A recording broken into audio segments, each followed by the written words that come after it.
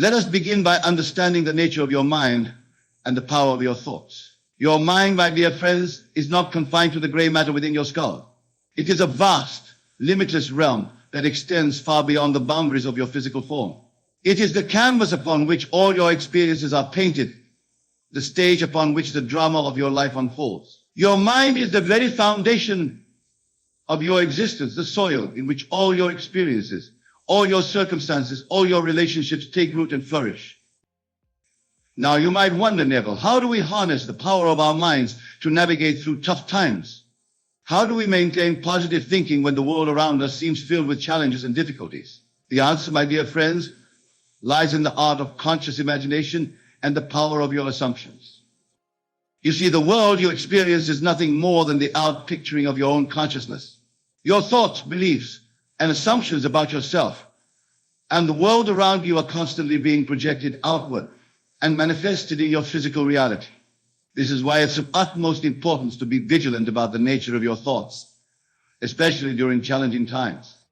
When faced with difficulties, it's all too easy to fall into patterns of negative thinking. We might find ourselves dwelling on our problems, focusing on what's wrong, and imagining worst-case scenarios. But I tell you this, such thinking only serves to perpetuate and intensify our challenges. For what you focus on expands, what you imagine with feeling hardens into fact. The key to navigating tough times lies in your ability to maintain positive thinking despite outer appearances. This doesn't mean denying the existence of challenges or pretending that everything is perfect when it clearly isn't. Rather, it means choosing to focus your mental energy on the solution rather than the problem, on the desired outcome rather than the current difficulty. Consider for a moment the difference between a mind focused on problems and one focused on solutions. The problem-focused mind sees obstacles everywhere, feels overwhelmed and helpless, and often sinks in despair or resignation. But the solution-focused mind, the positively oriented mind, sees opportunities for growth and transformation. It remains hopeful and resourceful, knowing that within every challenge lies the seed of an equal or greater benefit. This, my friends, is the essence of positive thinking for tough times. It's about training your mind to see beyond current circumstances, to hold fast to a desired reality, even when your senses scream otherwise. It's about using your God-given of imagination to create a bridge from where you are to where you want to be. But here's a crucial point that so many miss. It's not enough to simply think positive thoughts in a superficial way. You must feel them, experience them in your imagination as if they were already real. For your subconscious mind, which is the builder of reality, does not differentiate between what you vividly imagine and what you physically experience. When you consistently imagine yourself overcoming challenges, when you feel the relief and joy of problems solved, when you experience in your mind's eye the reality you desire, you are literally impressing this reality on your subconscious mind. And your subconscious mind, being the faithful servant that it is, then works tirelessly to bring this impression into your physical experience. Now you might be thinking, but Neville, how can I possibly feel positive when my circumstances are challenging? How can I imagine a better reality when my current reality seems so overwhelming? This, my dear listeners, is where the true work begins. This is where you must exercise your divine gift of choice, your power to select the thoughts and images you will entertain in your mind. Remember, you are not your circumstances. You are not your problems. You are not your past experiences. You are the awareness behind all these things. You are the chooser of your thoughts, the director of your mental activity. No matter how dire your circumstances may seem, you always have the power to choose your response, to select the thoughts you will focus on, the image you will play in the theater of your mind. This power of choice is your greatest gift, your divine inheritance. It is the key to maintaining positive thinking in tough times. For when you choose to focus on the positive, when you choose to imagine a solution, rather than dwell on the problem, you are aligning yourself with the creative power of the universe. You are tapping into the infinite reservoir of possibilities that exist beyond your current circumstances. But make no mistake, my friends, this is not about wishful thinking or naive optimism. This is about a deep, unshakable faith in the power of your own consciousness to shape your reality. It's about understanding that your outer world is a reflection of your inner world, and that by changing your inner world, your thoughts, beliefs, and assumptions, you inevitably change your outer world. Now let us explore some practical ways to maintain positive thinking during tough times. First and foremost, start your day with a conscious focus on the positive. Before you even open your eyes in the morning, take a few moments to imagine your day unfolding in the most beautiful, harmonious way possible. Feel the joy, the peace, the sense of accomplishment that comes with a day well lived. This simple practice sets the tone for your entire day, priming your mind to look for the positive in every situation. Throughout your day, be vigilant about the nature of your thoughts. When you catch yourself slipping into negative thinking patterns, gently but firmly redirect your focus to what you want to experience. If you find yourself worrying about a problem, immediately shift your attention to imagining the solution. See it clearly in your mind's eye. Feel the relief and satisfaction of the problem solved. Another powerful practice is to consciously look for the good in every situation, no matter how challenging it may seem. Remember, there are no negative experiences, only opportunities for growth and transformation. When faced with a difficulty, ask yourself, what's good about this? What can I learn from this? How can this situation serve my growth and evolution? By reframing challenges in this way, you maintain a positive mindset and open yourself to hear the hidden things within every experience. Gratitude is another potent tool for maintaining positive thinking during tough times. No matter how difficult your circumstances may be, there is always something to be grateful for. Perhaps it's the air you breathe, the beat of your heart, the love of a friend or family member. By focusing on what you're grateful for, you shift your energy from lack to abundance, from fear to love, from scarcity to plenty. Practice gratitude consciously and consistently. Each night before you sleep, review your day and find at least 3 things you're genuinely grateful for. Feel the gratitude deeply. Let it fill your heart and radiate throughout your being. As you do this consistently, you'll find that your mind naturally begins to look for things to appreciate, even in the midst of challenges. Now, my dear friends, I want to address a common misconception about positive thinking. Many believe that thinking positively means denying the existence of problems or pretending that everything is perfect when it clearly isn't. This is not the case at all. Positive thinking is not about denial, it's about perspective and focus. Acknowledging the existence of a challenge doesn't mean you have to dwell on it or let it dominate your thoughts.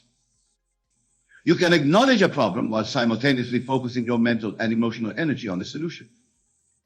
This is the essence of positive thinking in tough times. Not denying the reality of your pure circumstances, but choosing to focus on the reality you wish to create.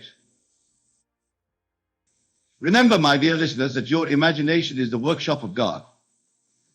It is the creative power through which all things are brought into being. When you use your imagination to dwell on positive outcomes, to visualize solutions, to feel the joy and satisfaction of your desires fulfilled, you are literally co-creating with the divine. You are using the same creative power that brings worlds into existence. But here's a crucial point. Your imagination must be imbued with feeling. It's not enough to create cold, lifeless mental images. You must feel the reality of what you're imagining. Feel the relief of problems solved, the joy of dreams fulfilled, the peace of challenges overcome. For it is your feeling that gives life to your imaginal acts, that impresses them upon your subconscious mind and brings them into physical manifestation. As you practice positive thinking in this way, you may encounter resistance. Old habits of negative thinking may try to reassert themselves. Doubts may arise, questioning the efficacy of your positive focus in the face of seemingly insurmountable challenges. This is natural, my friends. These are simply the old patterns fighting for survival. When you encounter this resistance, do not fight against it. Fighting only gives it more power. Instead, observe it with detachment and compassion. Recognize it for what it is, the dying gasp of old, limiting beliefs. Then gently but firmly redirect your focus to your new, empowering vision of reality. Remember, persistence is key. The mental diet of positive thinking is not a one-time event, but a consistent practice. Just as you wouldn't expect to transform your physical body with a single workout, you cannot expect to transform your mental landscape with a single positive thought. It requires persistent effort. But here's the beautiful truth. As you persist in this practice, it becomes easier and more natural. Your mind begins to naturally gravitate towards positive thoughts. You begin to automatically look for the good in every situation, to focus on solutions rather than problems, to imagine positive outcomes rather than negative ones. As you maintain this positive focus, you'll begin to notice profound changes in your life. You may find that challenges which once seemed insurmountable now appear as opportunities for growth. You may notice synchronicities and coincidences occurring more frequently, guiding you towards solutions and opportunities. You may experience a deep sense of peace and confidence, knowing that you have the power to navigate any challenge that comes your way. But perhaps the most profound change will be in your relationship with yourself and with life itself. As you cultivate the habit of positive thinking, you develop a deep trust in life, a knowing that all is working out for your highest good. You begin to see yourself as a powerful creator, capable of shaping your reality through the power of your thoughts and imagination. This shift in perspective is truly transformative. It allows you to approach even the toughest times with a sense of curiosity and excitement, knowing that within every challenge lies an opportunity for growth and expansion. You begin to welcome challenges as opportunities to exercise your creative power, to demonstrate the principle of positive thinking in action. Now, my friends, I want to address a question that often arises when discussing positive thinking in tough times. Many ask, Neville, how do I maintain positive thinking when the evidence of my senses contradicts my desired reality? How do I stay positive when everything around me seems to be falling apart? To this I say, your senses show you the world as it is, but your imagination shows you the world as it can be. Your senses reflect the harvest of your past thoughts and beliefs, but your imagination is the seed of your future reality. When your senses contradict your desired reality, that is the time to double down on your positive focus, to immerse yourself even more deeply in the feeling of your wish fulfilled. Remember, the physical world is malleable, responsive to your consciousness. It may take time for your outer world to reflect your new inner state, but be assured that as you maintain your positive focus, your world must reshape itself to match your new pattern thinking. During these times of apparent contradiction between your inner vision and your outer reality, is crucial to cultivate patience and faith. Patience to allow your new reality to unfold in divine timing, and faith in the absolute law that your consciousness creates your reality. Another powerful practice during tough times is to consciously choose your words. Your words are a direct reflection of your thoughts, and they have immense power to shape your reality. Be mindful of the language you use, both in your internal dialogue and in your conversations with others. Choose words that reflect the reality you wish to create, not the reality you wish to escape.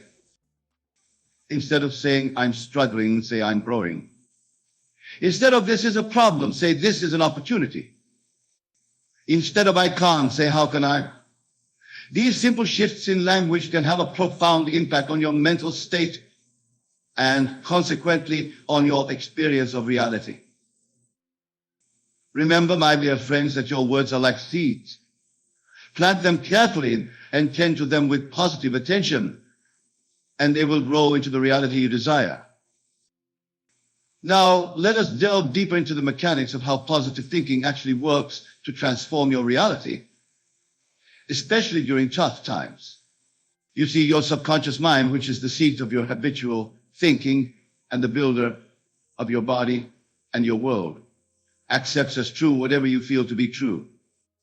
It does not reason or argue with you. It simply accepts your feelings, your dominant thoughts, and your imagery as facts. When you consistently think positive thoughts, when you repeatedly imagine positive outcomes, when you persistently feel the joy and satisfaction of your desires fulfilled, you are literally reprogramming your subconscious mind. You are creating neural pathways in your brain, new patterns of thought and feeling that will inevitably manifest in your outer world. This is why it's so crucial to maintain positive thinking, especially during tough times. For it is during these challenging periods that your thoughts have the greatest creative power. When everything is going smoothly, it's easy to think positively. But when you can maintain a positive focus in the face of adversity, when you can hold fast to your vision of a better reality, despite contradictory circumstances, that is when you are exercising true creative power. Think of it this way: your current challenges are like clay in the hands of a sculptor. Through your positive thoughts and imaginings, you are molding this clay into the shape of your desired reality. The tougher the times, the more pliable the clay becomes, offering you greater opportunity for transformation and growth. But remember, this molding process requires persistence and patience. Just as a sculptor doesn't expect a masterpiece to emerge from a single touch, you cannot expect your circumstances to transform overnight. It requires consistent, persistent application of positive thinking, a steadfast focus on your desired outcome, and an unwavering faith in the creative power of your consciousness. As you persist in this practice, you'll begin to notice subtle shifts in your experience. Perhaps you'll find yourself feeling more peaceful, more confident in your ability to handle challenges. You might notice opportunities appearing where before you saw only obstacles. You might find relationships improving, challenges resolving themselves in unexpected ways. These shifts, no matter how small, are signs that your positive thinking is taking root, that your new patterns of thought are beginning to manifest in your outer world. Acknowledge these changes with gratitude, for they are the early fruits of your mental labor, the first indication that your world is reshaping itself to match your new positive focus. Now, my dear listeners, I want to address another crucial aspect of maintaining positive thinking. Thinking more than just the importance of self-talk. The conversations you have with yourself, the way you speak to yourself in the privacy of your own mind, have a profound impact on your ability to maintain a state of growth. Many of us, when faced with challenges, fall into patterns of negative self-talk. We berate ourselves for past mistakes. We doubt our ability to overcome obstacles. We speak to ourselves in ways we would never speak to a friend. This negative self-talk is incredibly damaging, for it reinforces feelings of helplessness and perpetuates negative patterns of thought and behavior. To maintain positive thinking during tough times, it's crucial to become aware of your self-talk and consciously choose to speak to yourself with kindness, encouragement, and compassion. Treat yourself as you would a dear friend facing a similar challenge. Offer yourself words of encouragement. Remind yourself of your past successes.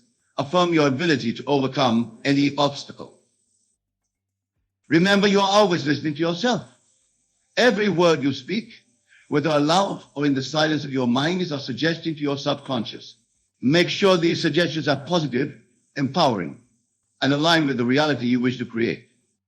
Another powerful practice for maintaining positive thinking during tough times is to surround yourself with positive influences. This includes the people you spend time with, the books you read, the music you listen to, the media you consume. All of these external influences have a subtle but significant impact on your state of mind. Choose to spend time with people who uplift and inspire you, who believe in you and support your growth. Read books that expand your mind and nourish your soul. Listen to music that elevates your mood and energizes your spirit. Consume media that informs and inspires rather than that which sensationalizes negativity. Remember, your mind is like a garden. The thoughts you allow to take root will grow and bear fruit in your life. By surrounding yourself with positive influences, you're creating an environment that supports the growth of positive thoughts and beliefs. Now, my friends, I want to address a common challenge that many face when trying to maintain positive thinking during tough times: the opinion of others. Often, when we choose to maintain a positive outlook in the face of adversity, we may encounter skepticism or even ridicule from those around us. They may accuse us of being unrealistic, of burying our heads in the sand, of refusing to face reality. To this I say, your reality is not determined by the opinions of others, but by your own thoughts and beliefs. The world you experience is a reflection of your own consciousness, not the consciousness of others. Therefore, it matters not what others think of your positive attitude. What matters is that you remain true to your vision, steadfast in your positive focus.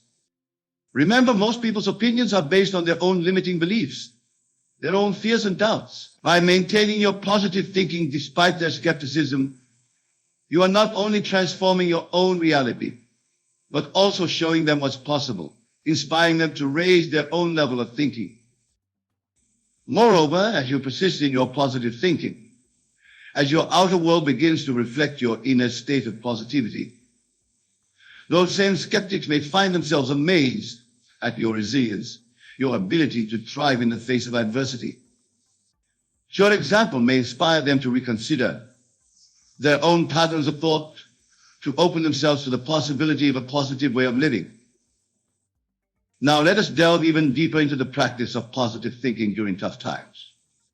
One powerful technique is to use your imagination to create a vivid, detailed scene that implies fulfillment of your desire, the resolution of your challenge.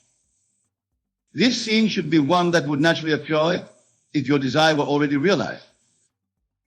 For example, if you're facing financial difficulties, you might imagine yourself looking at a bank statement showing a healthy balance, feeling the relief and joy of financial abundance. If you're dealing with health challenges, you might imagine yourself at a checkup, hearing your doctor marvel at your perfect health. The key is to make this imaginal scene as vivid and real as possible. Engage all your senses. See the details, hear the sounds, feel the emotions. Then enter into the scene fully. Don't just watch it like a movie, be a participant. Feel as though you are actually there, experiencing it in the present moment. As you create and enter into these imaginal scenes, you are literally shaping your future reality. For remember, your subconscious mind cannot distinguish between a vividly imagined experience and a physical one. By repeatedly entering into these positive imaginal scenes, you are training your subconscious to accept this new reality as fact. But here's a crucial point. It's not the vividness of the image that brings it into being, but the feeling of naturalness. As you imagine your scene, allow yourself to feel that this is natural, that this is simply the way things are. The more natural and normal your desired state feels to you, the more quickly and easily it will manifest in your physical reality.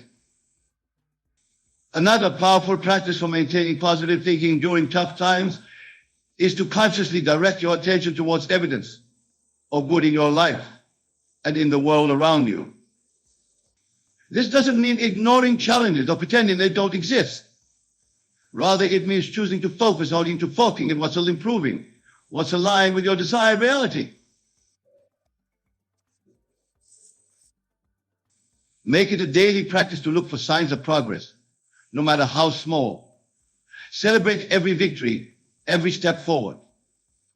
By doing this, you're training your mind to look for the positive, to focus on solutions rather than problems, to see opportunities rather than obstacles.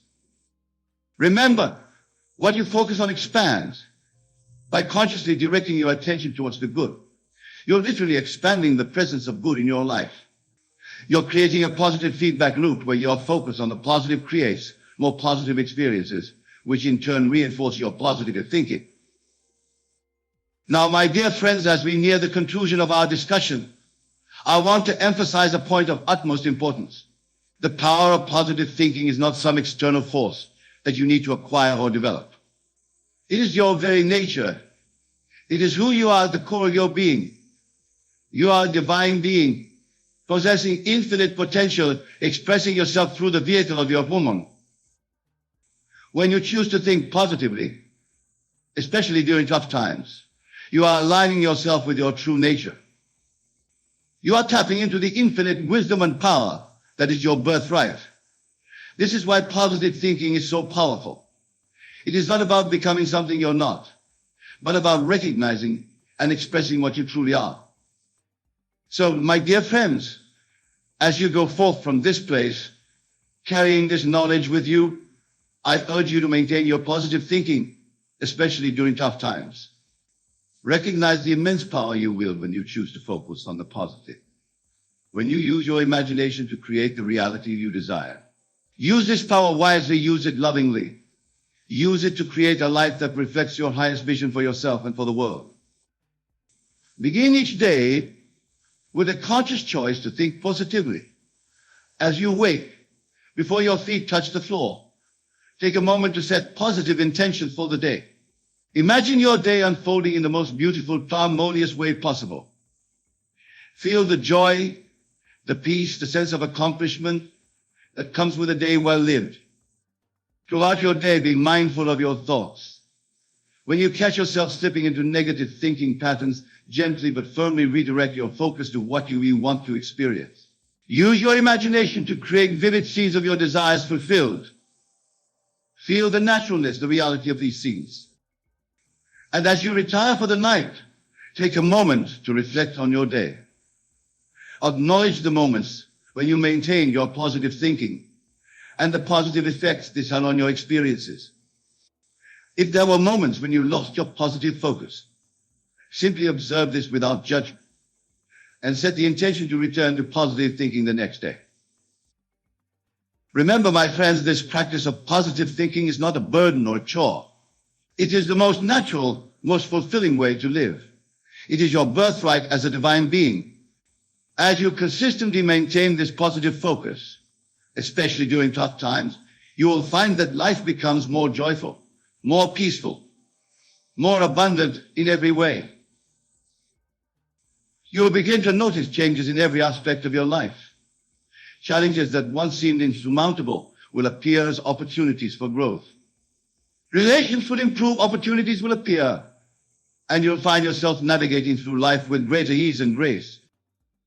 These changes may be subtle at first, a shift in your mood, a new inside inspiration, a harmonious interaction where there was once conflict.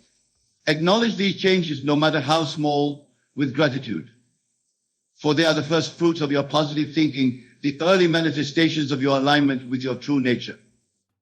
And as you notice these changes, let them fuel your commitment to positive thinking. Let them strengthen your conviction in the power of your thoughts to shape your reality.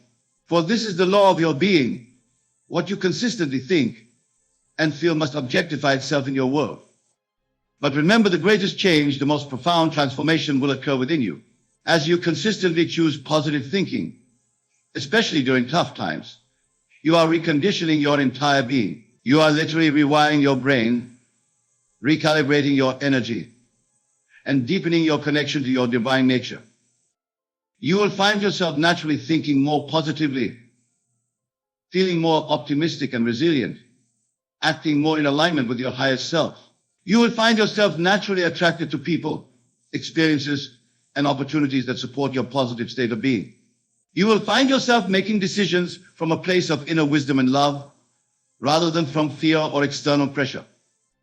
This inner transformation is the real miracle of positive thinking during tough times. For as you transform your inner world, as you step into the truth of your divine nature, your entire outer world must reshape itself to match this new inner reality.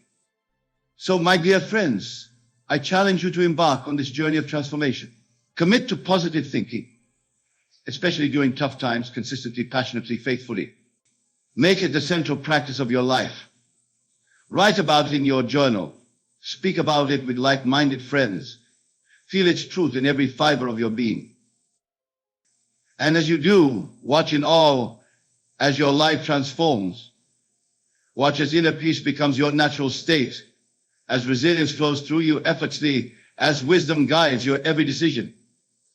Watch as you step into the fullness of your divine nature, recognizing yourself as the powerful creator you truly are. For you are a divine being expressing yourself through the miracle of human form. You are the author of your life story. You are the architect of your reality. Embrace this truth, live from it, and watch as miracles unfold in your life, even in the toughest of times.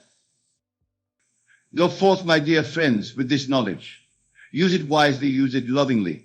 Use it to create a life that reflects your highest vision, regardless of outer circumstances. For in doing so, you are not only transforming your own life, but you are contributing to the elevation of all humanity. You are showing others what is possible when we choose positive thinking, especially during tough times. Remember, your thoughts create your reality. As you maintain positive thinking, especially during challenging times, you are aligning with the creative power of the universe. You are stepping into your role as a conscious creator, shaping your reality according to your highest vision, regardless of outer circumstances. You are powerful beyond measure. You are divine. You are a being of infinite potential. Now go and create the life of your dreams, even in the face of challenges. For it is your birthright, it is your nature, it is who you truly are. Thank you. And may your positive thinking guide you through even the toughest of times, leading you to the fulfillment of your highest potential.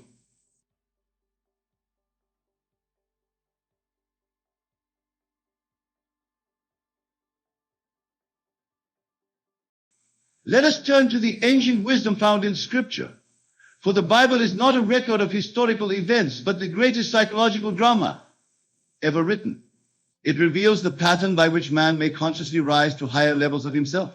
Be still and know that I am God. These words from the 46th Psalm contain the very essence of our discussion tonight. In stillness, in quiet, in the absence of effort, you discover your true identity as God, the operant power in the universe.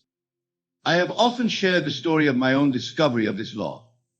It was not through outward seeking, but through an inward journey. When I found myself in Barbados, having promised my family I would be with them for Christmas, but lacking the financial means to make the journey, I did not struggle outwardly. Instead, I lay upon my bed in New York City and transported myself in imagination to my family home. I slept in my childhood bed, heard the familiar sounds of the island, felt the tropical breeze upon my skin, and embraced my family members with joy. I lived from the end, experiencing in imagination what I desired to experience in reality, and within days, without any outer effort on my part, the means to make the journey materialize. This is the meaning of building yourself quietly. It is not about outer show or the approval of others. It is not about struggle or strain or sacrifice. It is about the quiet assumption of the state of consciousness that would be yours if you already possess what you desire.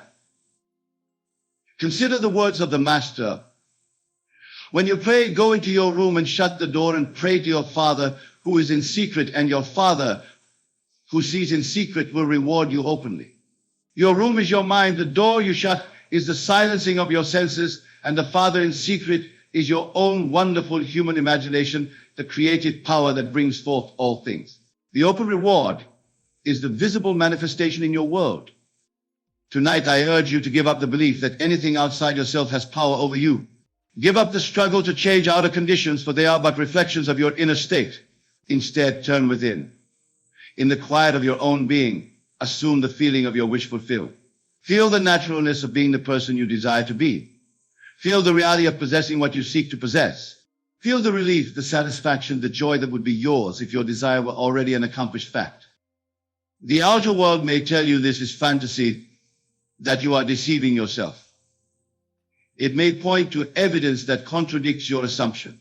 But I say to you, the evidence of your senses is but the harvest of past assumptions.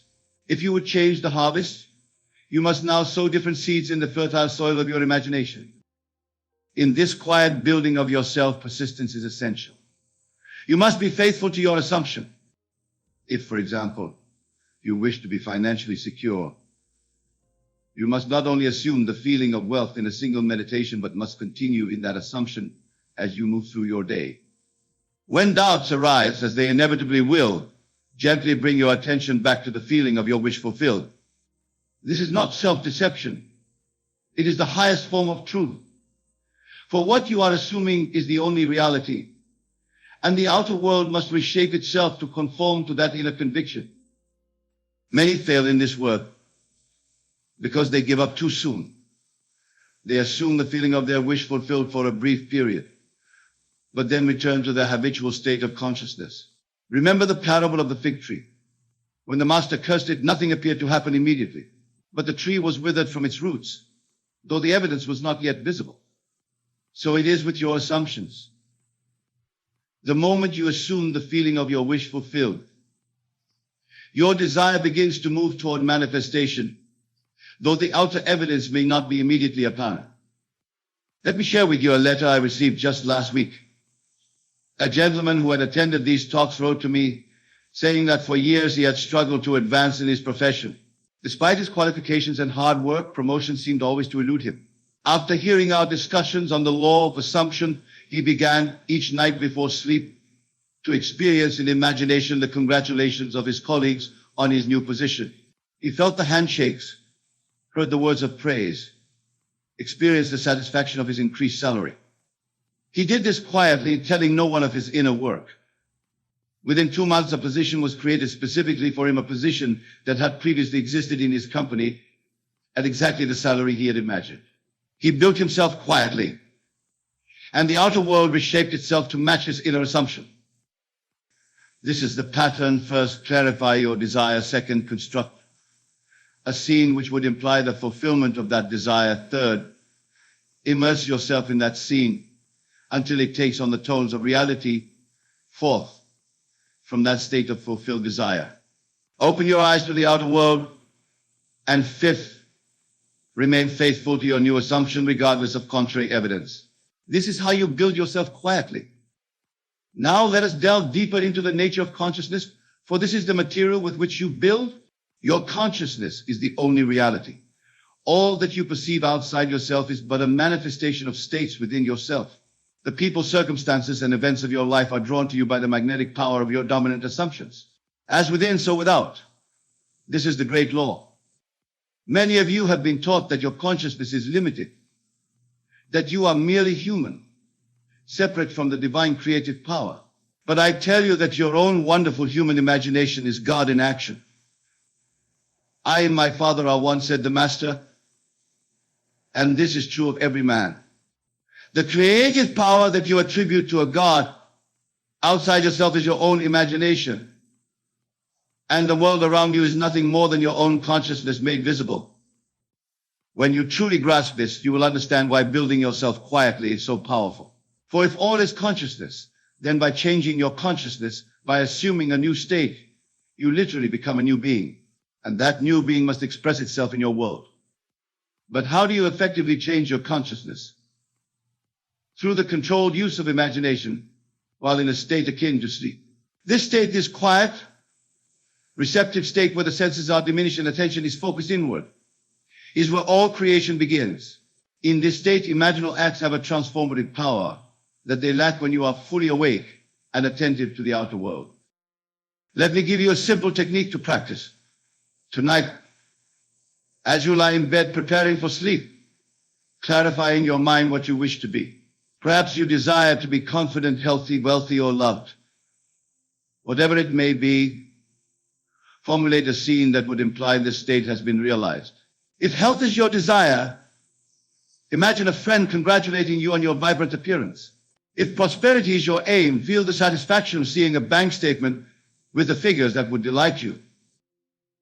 Then, with your eyes closed, enact this scene. See it clearly, hear the sounds that would accompany it. Feel the emotions that would be yours in the fulfilled state. Do this until the imaginal scene takes on the feeling of reality. Then, still immersed in this feeling, drift off to sleep. In this way, you are building yourself quietly, impressing upon your subconscious mind the new concept of self. The subconscious does not argue or question. It simply accepts what you present to it in feeling, and then proceeds to express that state. This is why feeling is the secret. It is not enough to intellectually affirm your desire or to visualize it without emotion. You must feel the reality of the state desired. Feeling is the prayer, and prayer is answered when the feeling is absorbed by the subconscious. As you continue this practice night after night, you will notice subtle changes in your daytime experience. Opportunities that align with your desire will begin to present themselves. People who can assist you will be drawn into your life. Circumstances will arrange themselves to facilitate the expression of your new state of being. All of this will happen without your conscious effort or planning. This is the law in action. Remember, you are not creating something new. You are simply selecting and expressing a state that already exists within the infinite variety of states that comprise your complete self. In the realm of consciousness, all possible states of being exist now. When you assume a state in imagination, you are not creating it. You are occupying it. And by occupying it, you make it your own. This understanding frees you from the anxious striving that characterizes so much of human existence. You need not worry about how your desire will be fulfilled. The law itself contains the means of fulfillment. Your only responsibility is to assume the feeling of the wish fulfilled and to persist in that assumption. The how is not your concern. Think of the acorn. Within it lies all the potential of the mighty oak. Yet the acorn does not worry about how it will become an oak. It simply rests in the soil, allowing the law of growth to operate through it. So it is with your desires. Plant them as seeds in the fertile soil of your consciousness. Water them with the feeling of reality. And they must grow into manifestation. This is law. I am often asked, but what are the desires of others? What if my desire conflicts with another's? The answer is simple. There is no competition in consciousness. What you desire for yourself, desire for others. See their fulfillment and happiness just as clearly as you see your own. In the realm of consciousness, there is infinite abundance. Your good does not come at the expense of another's, but adds to the expression of good in the world. This relates to another aspect of building yourself quietly, the importance of silence regarding your inner work. The master advised, let not thy left hand know what thy right hand doeth. There is wisdom in this counsel. When you speak prematurely of your intentions or share your technique with those who do not understand the law, you often dissipate the energy of your assumption. The unbelief or skepticism of others can weaken your faith if you are not yet firmly established in your new concept of self.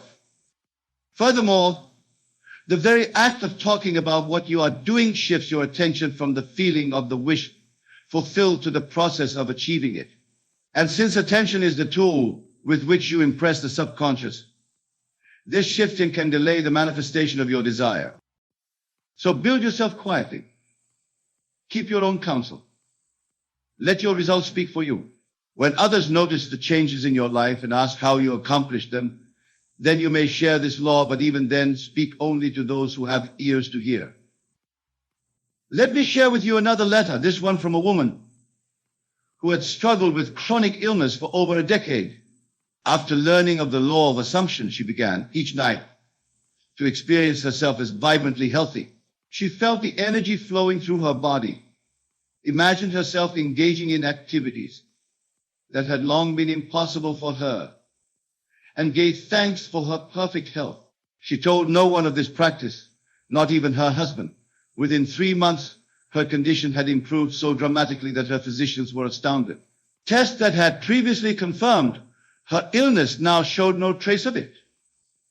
She had built herself quietly, and her body conformed to her new self-concept.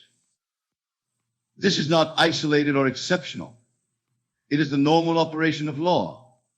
What you believe, what you truly accept as real in the depths of your being, must objectify itself in your experience.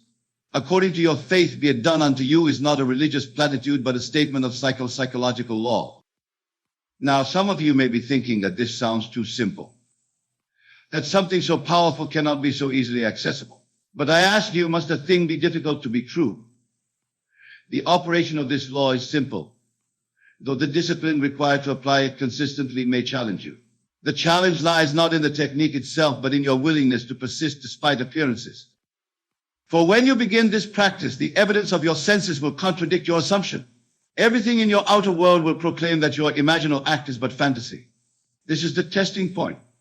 Will you be faithful to the unseen reality of your assumption, or will you bow down to the evidence of your senses?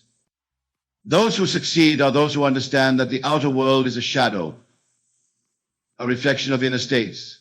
Just as it takes time for the fruit to appear after a seed is planted, so there is a psychological gestation period between your assumption and its visible manifestation. During this interval, you must persist in your assumption regardless of appearances. You must live from your desired state, not for it. Living from the end means that you do not look for your desire. You look from your desire. You see the world as you would see it if your desire were already fulfilled. The shift in consciousness from seeking to possessing, from wanting to having, is the essence of effective prayer. Prayer is not begging a power outside yourself to change your circumstances. Prayer is claiming in consciousness what is already yours in potential and feeling the joy of that possession before its physical manifestation. When you pray in this manner, assuming the feeling of your wish fulfilled, you are applying the highest form of creative power. This understanding transforms your approach to every aspect of life. You no longer see yourself as a victim of circumstances, but as the creator of circumstances. You no longer feel the need to manipulate others or force situations, for you know that by changing yourself within, you change your outer world without effort. Consider your relationships. If you wish to be loved, you must first assume the feeling of being loved. If you wish for recognition in your career, you must assume the feeling of being recognized. If you wish for abundance, you must assume the feeling of abundance. The outer manifestation follows the inner assumption with mathematical precision. This is why so many conventional approaches to change fail. They attempt to alter effects while leaving the cause consciousness unchanged. It is like trying to dispel darkness by fighting it with a stick. The only way to remove darkness is to introduce light. Similarly, the only way to remove an unwanted condition from your life is to introduce the opposite state in consciousness. If you are experiencing lack, do not fight against it or complain about it, for that only perpetuates the consciousness of lack. Instead, assume the feeling of abundance. If you are experiencing illness, do not focus on the symptoms, for that intensifies the state of illness. Instead, assume the feeling of perfect health. If you are experiencing conflict in a relationship, do not analyze the conflict or blame the other person, for that solidifies the state of conflict. Instead, assume the feeling of harmonious relationship. The technique is always the same. Identify the state you wish to occupy. Construct a scene that implies you already occupy. Immerse yourself in that scene until it feels real. And then, from that state, view the world. The degree of your success will be determined by the degree to which you can make your imaginal act feel natural. For imagination creates reality, but only when what you imagine is felt as real. And feeling is the result of self-persuasion. You must persuade yourself of the reality of your assumption until your whole being accepts it. This is the meaning of belief. Many fail because they try to imagine something they find impossible to believe. Start with something that does not overly challenge your sense of what is possible. As you experience success in these smaller manifestations, your faith in the law will grow, and you will be able to apply it to increasingly significant areas of your life. But whether your desire seems small or great in the eyes of the world matters not at all. The same law operates in every instance. The creative process does not know difficulty. It knows only law. When you assume the feeling of your wish fulfilled, the law begins to operate to bring about the conditions needed for the objective realization of your assumption. Let me emphasize again the importance of persistence. You must not take your desires out of the invisible realm prematurely. Just as a farmer does not dig up his seeds to see if they are growing, so you must not constantly check your progress or revise your approach based on outer evidence. The seed has been planted in consciousness. Your task now is to water it with continued assumption until it breaks through into visible manifestation. One of the most common reasons for failure is the tendency to switch back and forth between the new state and the old. Each time you return to the old state, you undo some of the work accomplished in assuming the new. You must make a clean break with the old state. You must die to the old man in order to live as the new. This is the true meaning of rebirth, to cease identifying with what you were and to fully identify with what you desire to be. I am sometimes asked about the nature of desire itself. If consciousness is the only reality, and if all states already exist within consciousness, then where do our desires come from? The answer is that desire is God's word knocking at the door of your attention. When you feel a genuine desire, it is evidence that the fulfillment of that desire exists now in the invisible realm and is seeking expression through you. So do not feel guilty about your desires or judge them by conventional standards of morality. All states are inherently divine, for they are all within consciousness, which is God. The only relevant question is, what state do you wish to occupy? Once you have made your choice, the means of fulfillment will flow naturally from your assumption of the state. This is why building yourself quietly is so powerful. In the silence of your own mind, free from the judgments and opinions of others, you can select the state that represents your heart's desire and occupy it through the controlled use of your imagination. And since imagination is the creative power, what you imagine with feeling must objectify itself in your world. Let me address another question that often arises: what of effort? What of action? There's a common misconception that this teaching encourages passivity. Nothing could be further from the truth. Action is an essential part of the expression of a state. But it must be the right kind of action that flows naturally from your new state of consciousness. When you have successfully assumed the feeling of your wish fulfilled, you will find yourself compelled from within to take certain actions. These actions will not be the strained efforts of someone trying to achieve a goal. They will be the natural behaviors of someone who already has achieved it. And these inspired actions lead effortlessly to the objective realization of your desire. A man who assumes wealth thinks differently, makes decisions differently, notices opportunities that the man assuming poverty would miss. A woman who assumes health moves differently, eats differently, responds to her body differently than the woman assuming illness. The actions flow from the state, not the other way around. So yes, you will act, but your actions will be determined by the state of consciousness from which they spring. First the assumption, then the actions appropriate to that assumption, then the outer manifestation. This is the sequence of creation. Let me share one more letter, this one from a man who had been seeking a very specific home for his family. For 2 years he had searched without success for a house that met all his criteria and was within his price range. After learning of the law of assumption, he began to experience in imagination the feeling of living in his ideal home. He imagined moving through the rooms, entertaining friends in the space, watching his children play in the yard. He did this each night as he fell asleep. Within weeks, a realtor called him about a property that had just come on the market, a property that matched his specifications precisely. What's more, the asking price was slightly below what he had budgeted. Upon inquiry, he discovered that the owner was someone he had met briefly at a social gathering months before. The transaction proceeded smoothly, and he is now living in the home he had so clearly imagined. Did this man find his ideal home because of luck or coincidence? By no means. He found it because he had assumed the state of already living there, and the law operated to bring the outer circumstances into alignment with his inner assumption. He built himself quietly, and his world reshaped itself accordingly. I tell you these stories not to impress you, but to impress upon you the reliability of the law. It works for all who apply it correctly, regardless of their background, education, or circumstances. It is no respecter of persons. The only variable is your ability to assume and maintain the feeling of your wish fulfilled. As we draw near to the conclusion of tonight's discussion, I urge you to test this law in your own experience. Do not take my word for it. Apply the principle I have outlined and judge by results. Start with something that matters to you, but does not evoke anxiety or doubt when you contemplate its fulfillment. As you gain confidence in the process, you can apply it to more significant areas of your life. Remember always that your consciousness is the one and only reality. Every state exists now in the depths of your being. When you assume a state, you are not creating it.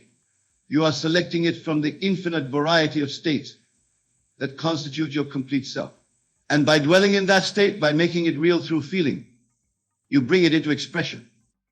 This is the meaning of the scriptural promise. All things whatsoever ye pray and ask for, believe that ye have received them, and ye shall have them. To believe you have received your desires, to assume the feeling of its fulfillment before its visible manifestation. This is the secret of effective prayer. Let me give you a technique to practice as you leave here tonight. Select one desire that you wish to realize. Formulate a scene which, if true, would imply the fulfillment of that desire. Perhaps it is a conversation with a friend in which they congratulate you on your good fortune. Perhaps it is the sight of a document that would confirm your achievement. Whatever it may be, Make it as specific and as natural as possible. Then, tonight as you prepare for sleep, quiet your mind and body. Relax completely. Close your eyes and enact your imaginal scene. See it clearly, hear the sounds associated with it, feel the emotions that would be yours if it were actually happening. Do this until your scene takes on the feeling of reality.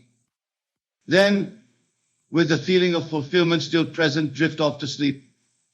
Do this for several consecutive nights and watch for signs of its manifestation in your outer world. Remember that there may be a gestation period during which the seed you have planted grows beneath the surface. Do not disturb it with doubt or impatience. Water it with continued assumption until it breaks through into visible expression. In this way, you are building yourself quietly. You are using the creative power of consciousness to reshape your world from within. There is no force in the universe that can stop the manifestation of what you have planted in consciousness with feeling and faith. Let me close with these words. You are divine. You are the operant power in your world. All that you perceive outside yourself is nothing more than your consciousness objectified. Know this, apply this, live by this, and you will transform not only your own life, but the lives of all who come into contact with you. Go now in peace, but go with the awareness that you carry within you the power that creates and sustains the universe. Use it wisely, use it lovingly, and use it with the certainty that what you assume must objectify itself in your experience. This is law, and the law is sure. Build yourself quietly in the sacred temple of your imagination, for there and only there can true transformation take place. And as you transform yourself within, your outer world must correspond to that transformation. This is the promise and the proof of the law of assumption. And now, I have shared with you the principle by which I live. I have given you the key that can unlock any door in the mansion of your dreams. It is up to you to take this key and use it. For although I can explain the law, only you can apply it to your life. Remember that the time to act is now, not tomorrow, not when circumstances seem more favorable, but now in the quiet of your own mind. For the kingdom of heaven is within you, and the kingdom of heaven is the realm of imagination where all creation begins. If you have built castles in the air, your work need not be lost. That is where they should be. Now put the foundations under them. And the foundation is the feeling of your wish fulfilled. Feel now the reality of what you desire. And that feeling will build a bridge of incidents that will lead inevitably to the objectification of your assumption. Go now and build yourself quietly. Go with the confidence that what you have heard tonight is not theory but law, immutable, unchangeable law. And go with the awareness that you are more than you appear to be, that your imagination is the very workshop of God, and that through its proper use you can transform your life into a living testament to the creative power of consciousness. I leave you with this thought. What would you do? Who would you be if you knew you could not fail? Answer this question not with words, but with the feeling of your wish fulfilled. For in that feeling lies the seed of all creation. And the seed, once planted in the fertile soil of consciousness and watered with the feeling of reality, must grow into manifestation. This is the law, and the law is sure. Build yourself quietly and watch as the universe reshapes itself to accommodate the new you that you have created in the silence of your imagination. For what is imagined with feeling must become fact. This is not faith, it is law. And the law works with mathematical precision for all who apply it correctly. You are the operant power in your world. You are the God of your universe. Know this, apply this, like you will be as the master promised, the heir of all things, the true Son of God, co-creator with the Divine One. For imagination is God in action, and through its conscious use you participate in the creative process by which all things come into being. Build yourself quietly and you build yourself surely. For the foundation of all creation is consciousness. And what you assume as true in consciousness must objectify itself in your world. This is the eternal promise, the everlasting covenant between God and man. And God and man are one, for God is your own wonderful human imagination. Most people live their entire lives believing themselves to be victims of circumstances, forever reacting to a world they think exists independently of their perception. They say, I am sad because this happened. or I am angry because someone did this to me. But I tell you now, with absolute certainty, that nothing happens to you. It happens through you, and because of the state of consciousness you occupy. The Bible, which is the greatest psychological book ever written, tells us in Proverbs 23:7, as a man thinketh in his heart, so is he. This is not some poetic expression, but a literal description of the law that governs human experience. You are not what you think you are, but what you think you are. Your consciousness is a substance from which your world is fashioned. Now consider carefully what I am about to tell you. If consciousness is the only reality, and all things exist because you are conscious of them, then nothing can affect you unless you first accept it in consciousness. This is the true meaning of acting as if nothing affects you. You recognize that you are the operant power, not the world outside of you. When you truly understand this principle, you will no longer be moved by appearances. You will no longer react to conditions. But instead, you will create conditions through the deliberate occupation of states in consciousness. This is true spiritual maturity. Let me share a simple experiment that will demonstrate this truth. The next time you find yourself in a situation that would normally upset you, pause and remember this principle. Instead of reacting, remind yourself, this has no power to affect me unless I give it power through my consciousness. Then consciously choose the state you wish to occupy, perhaps state of peace or confidence or even joy. At first, this may seem like pretense, like you are merely pretending that the circumstance doesn't bother you. But I assure you, my dear friend, this is not pretense. It is the deliberate exercise of the creative power that is your divine inheritance. For when you choose a state of consciousness that is independent of external conditions, you are not denying reality. You are creating reality. Remember, the world is not causing your experience. Your state of consciousness is causing your experience of the world. When you truly grasp this, you will understand the incredible freedom that comes with acting as if nothing affects you. You become the master of circumstances rather than their slave. Consider for a moment how different your life would be if nothing could disturb your peace of mind unless you allowed it to. Imagine moving through life with an unshakable inner stability, knowing that you are the creator of your experience, not its victim. This is your birthright, and it is available to you now through the proper use of your imagination. For imagination is the very gateway to the states of consciousness from which your life is projected. As William Blake so beautifully expressed, man is all imagination. When you use your imagination to occupy the state of being unaffected by external conditions, you are not engaging in fantasy. You are exercising the divine creative power that is the core of your being. Now, let me explain how this principle works in practical terms. We know that the outer world is a reflection of inner states. Therefore, to change any condition in your life, you must first change the corresponding state within yourself. But here is where most people make a crucial error. They try to change the inner state while still granting reality and power to the outer condition. They say, I will try to be peaceful despite this terrible situation. Or I will attempt to stay positive even though everything is going wrong. But do you see the contradiction here? In the very acknowledgement that the situation is terrible, or that things are going wrong, they are affirming the power of circumstances to affect them. The secret is to withdraw all power from external conditions and to place that power where it truly belongs in your consciousness. This is what it means to act as if nothing affects you. You are not denying the existence of conditions. You are denying their power to determine your state of being.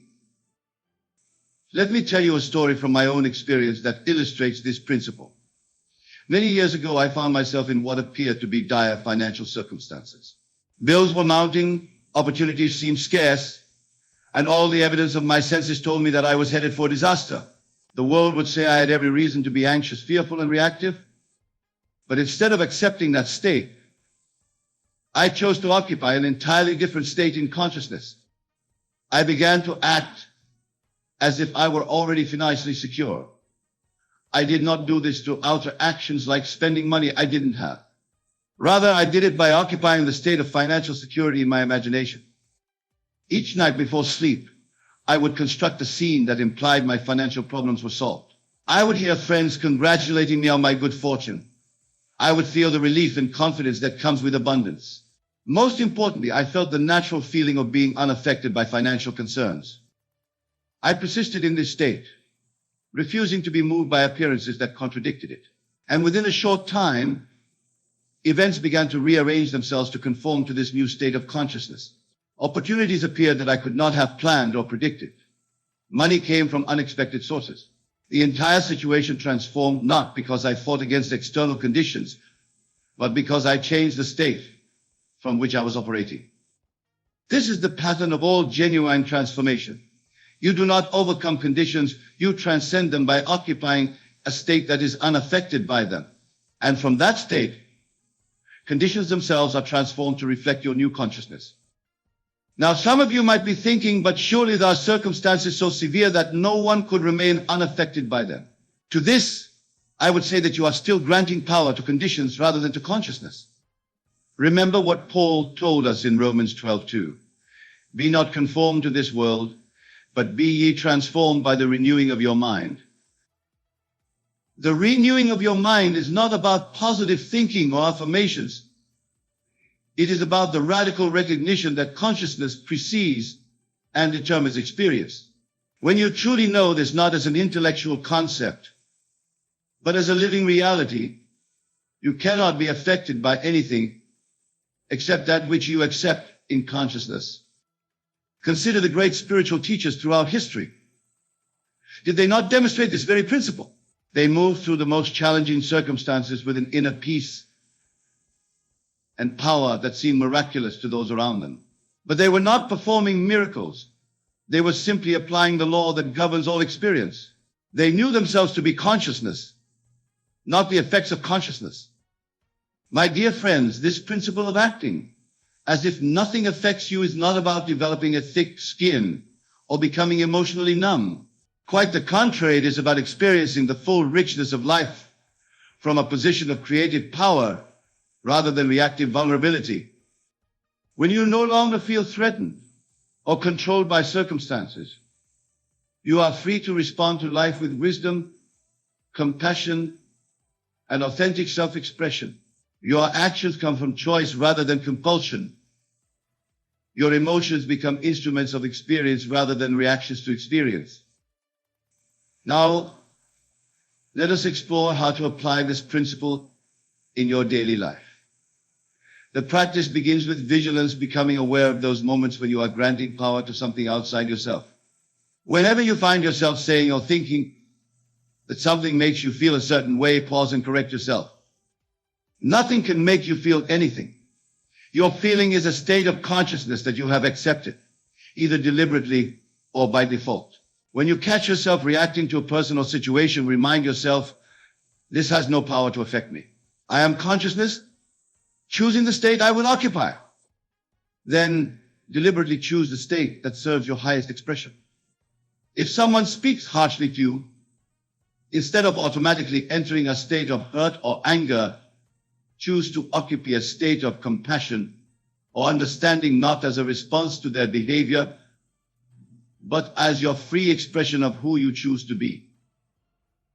If you are facing financial challenges, instead of occupying a state of lack and anxiety, choose to occupy a state of abundance and security, not as a denial of appearances, but as a recognition that appearances have no power except that which you give them through your consciousness. This practice requires persistence and discipline, for we have been conditioned since birth to believe that we are affected by things outside ourselves. Every advertisement, every news story, every casual conversation reinforces the illusion that we are at the mercy of circumstances.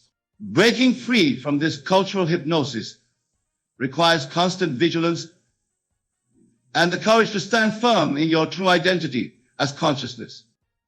But I promise you, my dear friends, that as you persist in this practice, it will become more natural. There will come a moment, perhaps, when you least expect it, when you will know beyond all doubt that nothing affects you except that which you accept in consciousness. And in that moment, you will experience a freedom that few in this world have known. Let me now address another aspect of this principle, that is often misunderstood. Acting as if nothing affects you does not mean becoming passive or fatalistic. It does not mean accepting undesirable conditions without seeking to change them. Rather, it means recognizing that the only effective way to change conditions is by changing the state of consciousness from which they emerge. When you act from the state of being affected by conditions, your actions or reactions, they come from the same level of consciousness that created the conditions in the first place. Such actions may temporarily modify appearances, but they cannot transform the fundamental pattern from which those appearances arise. But when you act from the state of being unaffected by conditions, knowing yourself to be the operant power, rather than the recipient of effects, your actions have a creative quality. They come from a higher dimension of consciousness and therefore have the power to transform patterns at their root. This is why the great masters have always taught that true change comes from within, not because external action is unnecessary, but because effective external action must proceed from a transformed inner state. As Neville, I have always emphasized that a change of feeling is a change of destiny. Let us now consider how this principle applies to your relationships with others. Many relationship difficulties arise from the belief that others have the power to affect your emotional state. You feel hurt because of what someone said, or anxious because of how someone acted, or rejected because of someone's choices. But when you live from the understanding that nothing affects you unless you accept it in consciousness, your relationships are transformed. You no longer hold others responsible for your emotional states. You no longer demand that they behave in certain ways so that you can feel secure, valued, or loved. Instead, you recognize that your experience of others is determined by the state of consciousness you occupy. If you are in a state of self-worth, nothing another person does can make you feel worthless. If you are in a state of love, nothing another person does can make you feel unloved. This recognition releases others from the impossible burden of managing your emotional state. It frees them to be themselves, just as it frees you to be yourself. And paradoxically, when relationships are based on this freedom, rather than on emotional dependency, they become deeper, more authentic, and more satisfying. Now, some may wonder if acting as if nothing affects you might lead to a cold, detached approach to life and relationships. But this concern arises from a misunderstanding of the principle. Remember that I am not suggesting that you deny your emotions or suppress your natural responses to life. Rather, I am inviting you to recognize the true source of those emotions and responses. When you know that your feelings come from the state of consciousness you occupy, rather than from external triggers, you can experience those feelings more fully and authentically. You can embrace joy without fearing that it depends on fragile circumstances. You can experience love without the anxiety that it might be withdrawn. You can feel peace even amid external turbulence. In this way, acting as if nothing affects you leads not to emotional detachment, but to emotional freedom, the freedom to experience the full spectrum of human feeling without being enslaved by it. This is what the mystics have called being in the world, but not of the world. You participate fully in life's experiences, while knowing yourself to be the conscious creator of those experiences. Let us now explore another dimension of this principle, its application to the challenges and apparent tragedies of human experience. For it is in the face of life's greatest difficulties that the truth of this teaching is most profoundly tested and demonstrated. When you face serious illness or the loss of a loved one, or any of the myriad sufferings that seem inherent to human existence, the idea that nothing affects you may initially seem not just challenging but impossible or even offensive. How can one remain unaffected by such profound experiences? But here again, we must understand what it truly means to be unaffected. It does not mean that you do not experience the full depth of human emotion, the grief, the fear, the anger that naturally arise. It does not mean that you deny the reality of physical pain or emotional anguish. Rather, it means that even in the midst of these experiences, you remember your true identity as consciousness. You recognize that while the human personality is indeed affected by these events, your self, your I am remains untouched, like the depths of the ocean that depth still while storms rage on the surface. From this recognition comes a quality of presence that transforms how you experience life's challenges. Instead of being overwhelmed by circumstances identified completely with your reactions to them, you maintain an inner center of gravity, a witnessing presence that experiences everything but is itself unchanged by anything. This is not a philosophical abstraction, but a practical reality that can be lived. I have seen individuals facing the most dire circumstances, terminal illness, imprisonment, the loss of everything the world values, who nonetheless radiate a quality of peace and even joy that seems miraculous to those around them. They have not escaped suffering, but they have transcended it by knowing themselves to be more than their experiences. This transcendence is available to each of you, not as some distant spiritual attainment, but as your birthright, the natural expression of your true identity. When you act as if nothing affects you, you are not adopting a psychological technique. You are claiming the truth of who you are. Now let us address a question that naturally arises when contemplating this principle. If I am to act as if nothing affects me, does this mean I should ignore problems or avoid taking practical action to improve conditions? This is a crucial distinction to understand. Acting as if nothing affects you does not mean ignoring the practical demands of life or refusing to address situations that require attention. It does not mean that if you are ill, you don't seek medical treatment. Or if you have financial difficulties, you don't take steps to increase your income or manage your resources. The key lies in the consciousness from which these practical actions proceed.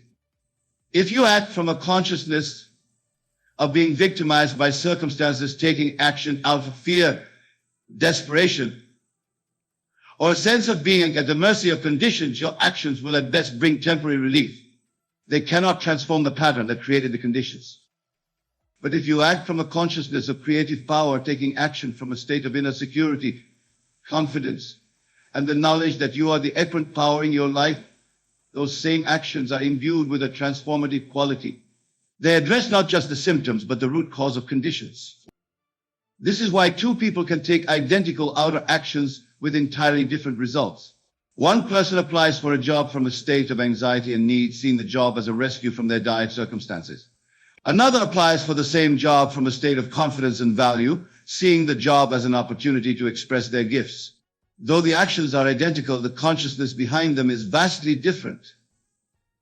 And so are the results they produce. When you truly understand that nothing affects you unless you accept it in consciousness, you take action not as a reaction to conditions, but as an expression of the state you have chosen to occupy. This shift from reactive to creative action is subtle but profound in its consequences. My dear friends, as we deepen our exploration of this principle, I want to address what is perhaps the most challenging aspect of living as if nothing affects you, the persistence of the illusion that you are at the mercy of circumstances. For no matter how clearly you understand this teaching intellectually, your senses will continue to bombard you with evidence that seems to contradict it.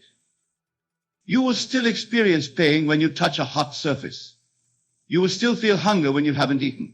You will still react emotionally to the words and actions of those around you. These automatic responses of the human organism will not cease simply because you have grasped the spiritual principle. This is where faith enters, not blind belief in a dogma, but the willingness to trust a deeper truth, even when appearances contradict it. The Bible defines faith as the substance of things hoped for, the evidence of things not seen. Faith is the capacity to occupy a state in consciousness, even when your senses provide no evidence to support it. When you act as if nothing affects you, you are exercising this faith. You are choosing to identify with your essential self, pure consciousness, rather than with the body and personality that are indeed affected by circumstances. This choice is made not once, but moment by moment, in the face of an endless stream of sensory evidence suggesting that you are, in fact, at the mercy of the world around you.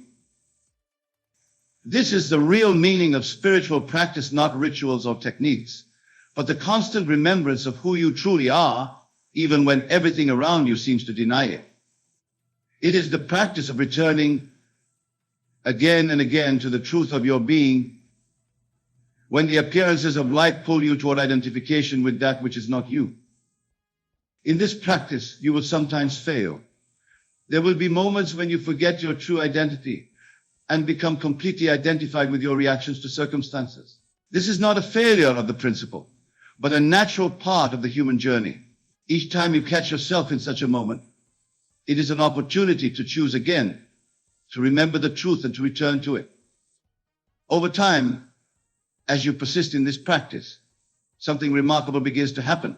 The intervals between forgetting and remembering grow shorter. The state of knowing yourself as consciousness becomes more stable. You begin to live more consistently from the recognition that nothing affects the essential you. And as this recognition deepens, a profound transformation occurs. The very circumstances that once seemed to control you begin to reflect the freedom you have claimed in consciousness. Relationships that were once characterized by conflict and dependency become expansive and nourishing.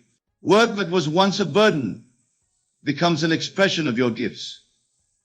Challenges that once overwhelmed you become opportunities for growth and creativity. This transformation is not magical but lawful. It occurs because the outer world must reflect the state of consciousness you consistently occupy. When that state is one of knowing yourself to be unaffected by circumstances, to be the creator, rather than the creation, your entire life reorganizes itself to express this truth. My dear wonderful friends, as we draw near to the conclusion of our discussion, I want to leave you with a practical approach to implementing this principle in your daily life. For while the truth that nothing affects you is eternal and unchanging, the application of this truth is progressive and practical. Begin by identifying one area of your life where you feel particularly vulnerable to external conditions. Perhaps it is a relationship where you are easily hurt by another's words or actions. Perhaps it is your work where criticism or setbacks quickly deflate your confidence. Perhaps it is your financial situation where unexpected expenses or income fluctuations trigger anxiety. Once you have identified this area, commit to a period, even just one day, of acting as if nothing in this area can affect your inner state. This does not mean ignoring practical issues or suppressing your natural responses. It means consciously choosing the state you will occupy regardless of external conditions. If it is a relationship, you might choose to occupy a state of self-worth and inner security, regardless of what the other person says or does. If it is work, you might choose to occupy a state of confidence in your abilities, regardless of external feedback. If it is finances, you might choose to occupy a state of abundance and trust regardless of the numbers in your account. Throughout the day, be vigilant for those moments when you begin to react to conditions. Each time you catch yourself slipping into reactivity, gently bring yourself back to the state you have chosen. Remind yourself, this appears to be affecting me, but in truth, nothing can affect me unless I accept it in consciousness. I choose to know myself as consciousness, creating rather than reacting. As you practice this in one area of your life, you will begin to see subtle shifts, not only in your inner experience, but in the external conditions themselves. These shifts may be small at first, but they are the beginning of a fundamental transformation. As you gain confidence in the principle, expand your practice to include other areas of your life. Remember that you are not trying to control the world or force it to conform to your desires. You are simply aligning yourself with the law that governs all experience. Consciousness is cause, and what we call the world is effect. When you know yourself as consciousness, as I am, you naturally cease to be affected by effects. This is the ultimate freedom, the promise at the heart of all genuine spiritual teaching. It is not freedom from circumstances, but freedom from bondage to circumstances. It is the recognition that no matter what happens in the world of effects, your essential self remains untouched, like the sun that continues to shine no matter how thick the clouds that temporarily obscure it. My dear friends, I have shared with you tonight a principle that, when fully embraced, will transform your experience of life. I have explained that nothing affects you unless you accept it in consciousness, and that by acting from this understanding, you move from being a victim of circumstances to being the conscious creator of your experience. I have discussed the practical application of this principle in daily life, in relationships, and in the face of life's greatest challenges. I have emphasized that this is not a denial of human experience, but a transcendence of identification with that experience. And I have offered a simple practice to begin implementing this principle in your own life. Now, as I prepare to conclude, I want to remind you that the truth I have shared is not my truth or Neville's truth. It is the eternal truth of your own being. I have not given you anything you did not already possess. I have simply pointed to what has always been yours, but which you may have forgotten in the dream of separation and limitation. The state of being unaffected by circumstances is not something you must achieve through arduous spiritual practice. It is what you are when you remember your true identity. It is your birthright as consciousness in human form. All that is required is the willingness to claim this birthright moment by moment, regardless of appearances. As you leave here tonight and return to your daily life, I encourage you to carry this principle with you not as a concept, but as a living practice. Each time you find yourself reacting to circumstances as if they have power over you, remember who you truly are. Remember that you are not a helpless fragment in a vast, impersonal universe, but consciousness itself, taking on human experience for the purpose of creative expression. In that remembrance lies the freedom you have always sought, not freedom from the human journey with all its joys and sorrows, but freedom from the illusion that you are defined or limited by that journey. This is the promise and the invitation of tonight's principle. Learn to act as if nothing affects you and discover the boundless creative power that is your true nature. Thank you, my dear friends, and remember, imagination creates reality. When you imagine yourself as unaffected by circumstances, living from the creative power of pure consciousness, you are not engaging in fantasy, but in the highest act of creation. For what you consistently imagine yourself to be, you will become. Go now in the knowledge of your true identity and watch as your life transforms to reflect the freedom you have claimed in consciousness.